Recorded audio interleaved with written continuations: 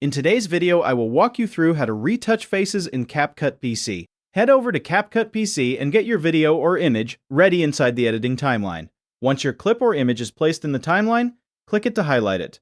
Make sure it is selected before continuing. After selecting the clip, move to the right-hand corner of the screen and click on the Video tab. Inside this panel, you will see sub-tabs including Basic, Remove BG, Mask, and Retouch. Click on Retouch to open the editing tools. Once the Retouch section opens, click on Face. This will display face adjustment controls for the selected clip.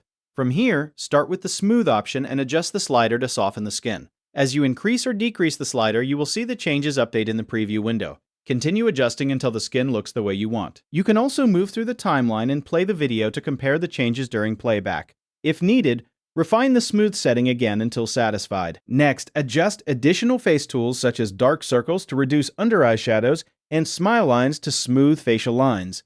You can also adjust skin tone settings and use face shaping tools to make the face slimmer or wider depending on your preference. These adjustments update instantly in the preview window as you move the sliders. You can also refine facial expression settings, including smile and other expression controls, to further adjust the look. Continue reviewing changes by playing the video to see how the adjustments appear across different frames.